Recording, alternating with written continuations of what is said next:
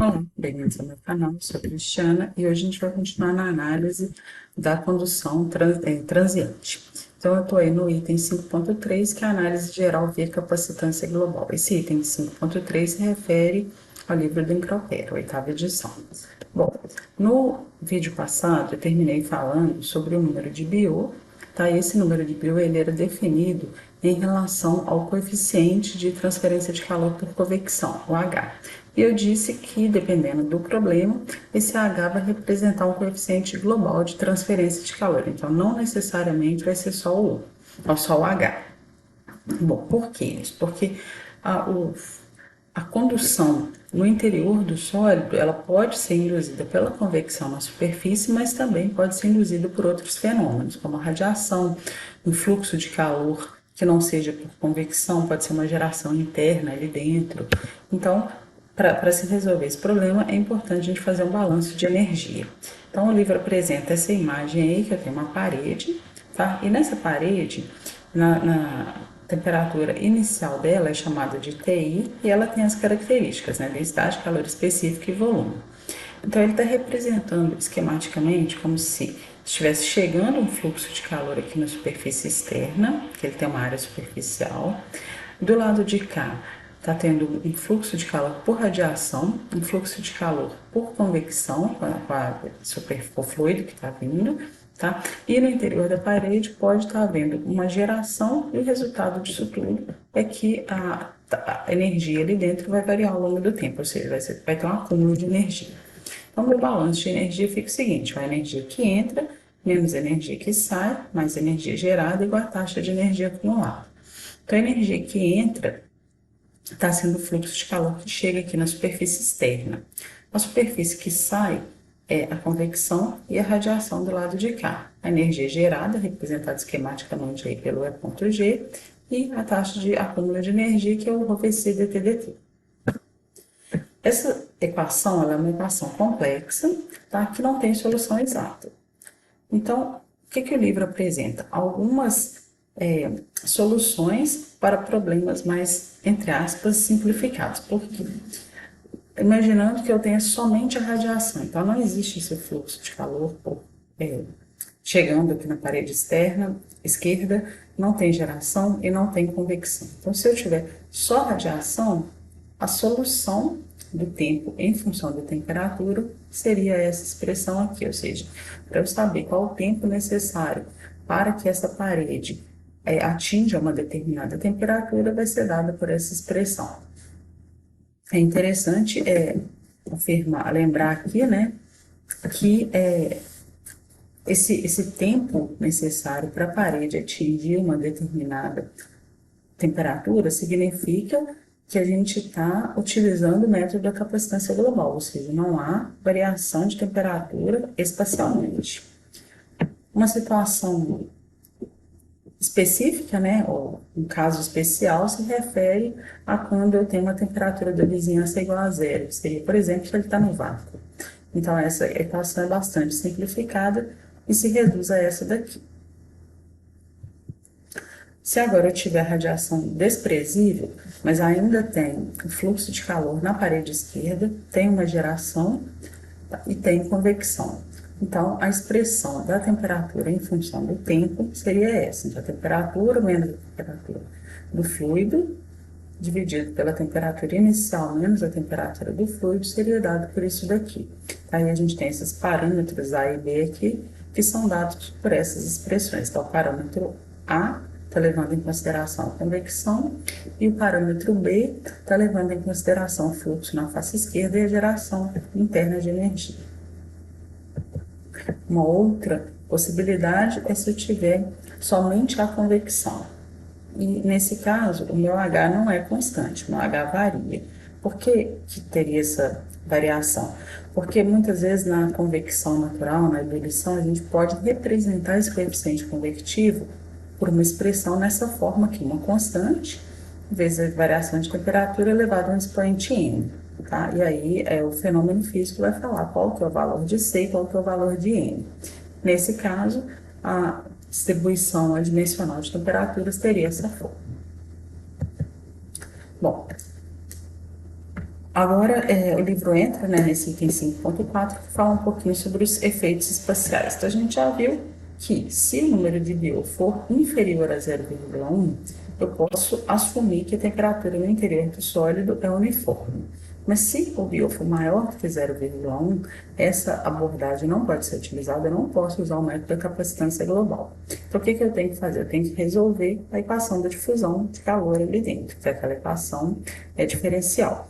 Se eu assumir, né, uma situação um pouco mais simples, que é a condução unidimensional, ou seja, só na direção X, não tem geração interna e condutividade térmica do sólido constante, a equação se reduz a essa.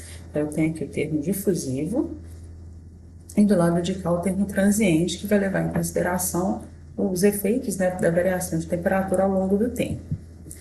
Essa equação é uma equação, como eu disse, né, diferencial parcial de segunda ordem nas coordenadas espaciais e de primeira ordem no tempo. Isso significa que para a solução dessa equação eu preciso de duas condições de contorno, ou seja, valores para as propriedades nas fronteiras físicas, então no contorno, né, no caso utilizando esse desenho aqui em x é igual a menos L e x é igual a mais L, ou em x é igual a zero e x é igual a L, e eu preciso de uma condição inicial, ou seja, normalmente a temperatura do sólido no instante inicial. Então, tá aqui, ó. A temperatura para qualquer posição no instante zero é igual a TI. Então, ele está assumindo que no instante t igual a zero, eu tinha uma temperatura uniforme ao longo de todo o sólido, que é chamada de TI. Uma condição de contorno que a gente pode ter é a de simetria, tá? Então, quer dizer que na linha central que divide a parede, o gradiente de temperatura é igual a zero. E na fronteira, eu tenho fluxo de calor por convecção, ou seja, fluxo de calor por condução é igual ao fluxo de calor por condução. Como ele é simétrico, tanto faz eu trabalhar x é igual a menos L ou x é igual a mais L, que eu vou chegar no mesmo resultado. Então, menos k delta dx em x é igual a L, então ele pegou aqui a parede da direita, é igual a H, temperatura menos T infinito. A posição x é fixa, tá? Então, x é igual a L, mas isso vale para qualquer instante de tempo. Com essa equação, é uma equação difícil de se resolver, né? E que depende, a temperatura, né, vai depender da posição espacial, do instante de tempo que a gente está analisando, da temperatura inicial do sólido, da temperatura do fluido, da espessura da parede e das propriedades do material da parede, condutividade térmica, difusividade térmica, e depende também do coeficiente convectivo entre a parede e o fluido. Isso pode ser melhor visto na forma adimensional. Então, ele define aí um θ adimensional, que seria a razão entre diferenças de temperatura. Então, θ sobre θi. Θ é T menos T infinito, e o θi, Ti menos T infinito. Define-se também outras grandezas adimensionais. Então, por exemplo, o x asterisco é a distância adimensional, ele vai ser x sobre L. Mas é importante que esse L é metade da espessura da parede. Se a gente olha no desenho, né, vai de menos L até L. O Fourier, que é o tempo adimensional, que a gente já tinha visto, então alfa t sobre L ao quadrado, e aí utilizando-se, né, esses parâmetros adimensionais, a equação que era d2t dx2 1 sobre alfa dt dt pode ser escrita nessa forma adimensional em função desses parâmetros adimensionais que a gente definiu. E as condições de contorno também tem que ser reescritas, porque se antes a equação estava escrita para a temperatura e agora ela está escrita para a temperatura, razão de temperaturas adimensionais, as condições de contorno também tem que mudar de t para tetas deles. Então, em condição inicial, né, para qualquer x e para o tempo inicial, a temperatura era igual a TI, que é equivalente ao θ asterisco ser igual a 1, que aqui, ó, TI menos T infinito, TI menos T infinito. A condição de simetria e, desculpa, condição de simetria não, aqui é a condição de convecção na parede. E aí a equação adimensional, ela assume essa nova forma. O meu θ asterisco passa a ser função só do x adimensional, do número de Fourier e também do número de Biot. Bom, essa equação, ela não tem solução exata simples, tá? Então, a gente pode utilizar ou solução exata mais complexa, né? Ou uma solução aproximada. Então, o livro apresenta algumas possibilidades. Então, quando ele pega a parede plana por convecção, está ali no item 5.5. Sistemas radiais com convecção no 5.6, sólido semi-infinito no 5.7, e objetos com temperaturas ou fluxos térmicos constantes na superfície no 5.8. Eu não entro em detalhes de cada um, eu trabalho somente com o sólido semi-infinito, que eu considero a parte mais importante. Então, no sólido semi-infinito, o que ele significa? É um sólido que se estende até o infinito em todas as direções, exceto uma. Na verdade, né, quando a gente pensa assim, se ele é infinito, ele seria infinito, né? Se ele se estende até o infinito em pelo menos uma direção, ele já seria infinito, mas é a definição. Sendo infinito significa que existe uma parede a partir da qual a gente vai trabalhar. Então, se ele estava, por exemplo, né, numa condição inicial de temperatura uniforme e nessa parede há uma súbita mudança das condições, vai haver a condução unidimensional. Isso é uma idealização bastante útil para muitos problemas práticos. O principal deles, eu diria, que é a distribuição de temperaturas no solo em função de uma condição térmica na superfície que é alterada. Então, tá aqui, né, eu tenho um sólido, aqui a parede, né, limitando, e ele pode ir para infinito em todos os lados. Então, o livro apresenta aí 3 condições possíveis de condição de contorno na superfície livre. A equação que rege é essa daqui, tá? A equação da difusão de calor, então ela vem aqui o termo difusivo, termo transiente, e ele está sujeito, de novo, a 2 condições de contorno e uma condição inicial. Então, a condição inicial é que a temperatura era uniforme para qualquer x no instante t igual a zero igual a ti.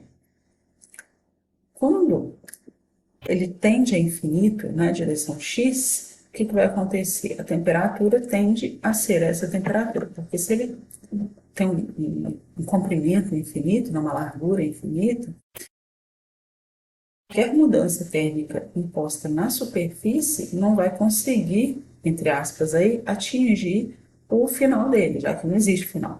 Então, quando o x tende a infinito, a temperatura é a mesma temperatura que ele tinha no início.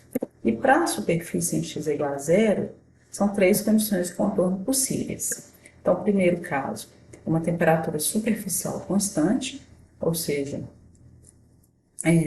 para qualquer tempo, em x é igual a zero, a temperatura é essa temperatura da superfície. Eu posso ter, em vez de impor uma temperatura superficial, eu impor um fluxo térmico, tá? Então, o fluxo de calor é esse que é 2 linhas zero aqui, e esse fluxo de calor ele vai para o resto do sólido por condução. Então, menos K delta dx é igual a esse fluxo de calor. Uma outra possibilidade é que esse fluxo de calor ele não tem um número constante, mas ele é um fluxo de calor por convecção. Então, aplica-se um balanço de energia nessa superfície, que o fluxo de calor por condução é igual ao fluxo de calor por convecção. Para cada uma dessas condições, então, o livro apresenta alguma solução. Então, primeiro, quando eu considero a temperatura superficial constante, a expressão para distribuição de temperatura seria essa daqui. Então, a temperatura em qualquer posição x, em qualquer instante de tempo, vai ser dada em função da temperatura da superfície, né, que é constante, e aqui eu tenho o tempo. Essa função RF é a função R de Gauss, eu vou falar daqui a pouquinho. Quando eu tenho, então, imposta, né, a temperatura na superfície, o que eu posso querer determinar? A temperatura em uma posição, mas eu posso querer determinar também o fluxo de calor total trocado, tá? Entre a superfície e o fluxo de calor conduzido, né? O fluxo de calor que está chegando. Então, menos K delta dx, em x igual a zero, que, derivando dessa expressão, eu chego nessa daqui. Se eu pegar um fluxo térmico constante, a expressão da temperatura seria essa. Tem também as funções erro aqui, erro complementar, né? E a gente pode observar que a temperatura é dada em função do fluxo de calor. Aqui, obviamente, não tem uma expressão para o fluxo de calor, porque ele é constante. Se você fizer a taxa, eu integro o fluxo na área, como ele é constante, é só multiplicar pela área que eu tenho. Finalmente, fluxo convectivo de calor. Seria essa expressão aqui. Então, tá aqui a temperatura em função de x e do tempo, em função do erro. Aí eu tenho, depende do H do fluido, né? E depende da temperatura, tem infinito, que é a temperatura do fluido. Bom, a gente pode ver que a equação ela já é um pouco, né? Ou bem mais complexa do que essa que a gente tinha. E depende desses ERF e ERFC. O que seriam esses termos? É a função erro de Gauss. Essa função é tabelada, está no livro ali, está no apêndice B, e a gente tem esses valores. Então, aqui, ó, eu tenho, vamos supor, né, eu quero F de W, W é a grandeza. Então, para um W igual a zero, a função erro seria essa daqui. E a gente também tem o erro complementar, que seria esse RFC, que seria 1 menos esse valor. Então, aqui 0,16, a função erro, então a função erro complementar seria 0,84. Essa tabela está no livro e basta utilizar esses valores para poder determinar a distribuição de temperaturas. Bom, era isso por hoje. Obrigada.